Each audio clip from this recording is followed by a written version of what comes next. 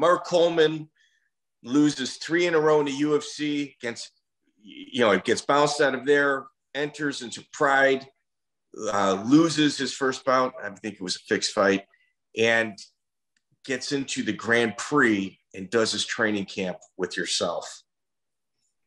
What was it like having Mark Coleman in the gym? Very, very intense, very powerful guy. He called me up, said, would you train me for the Pride Grand Prix? It's an 8-man tournament.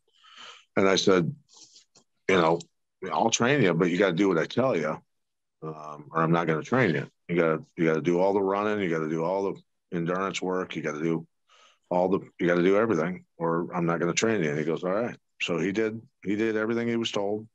We got him in great shape, got him ready, worked on the fundamentals of stuff that, I felt that he really needed work on, and went over there fucking ready, man. It was crazy. It was a crazy experience. I had never seen anything like that, with the Tokyo Dome full of people like that. It's just, it's a spectacle that I don't think will ever be duplicated again in MMA. It was, I don't even know how many people were there, 60,000, 70,000. I don't know.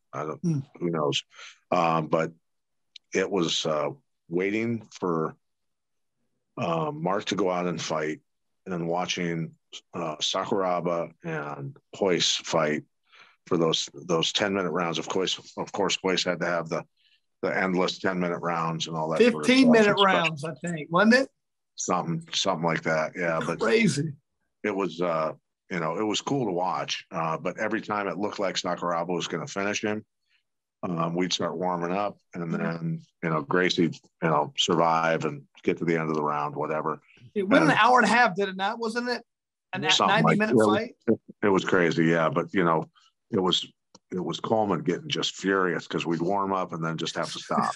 Or we warm up and have to stop. Warm up and have to stop. And he was, but at the end when he beat Igor Vovchanchyn, because he was north-south on Igor, and knees to the head were legal back then. And I said, just start dropping knees on him, man. And Mark started raining those knees down on Vovchanchyn's head. And Vovchanchyn was a guy that, Vovchanchyn never, how Russians are. They're just very stoic.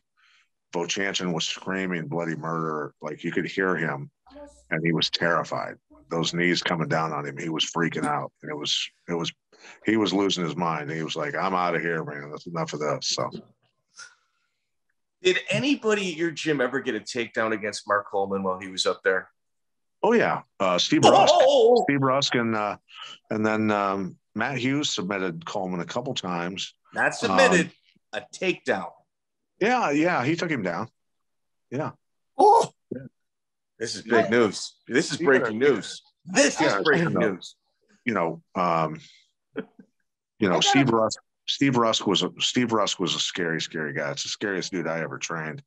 And and Hughes. Check out the full interview on iTunes, Spotify, and all major podcast platforms.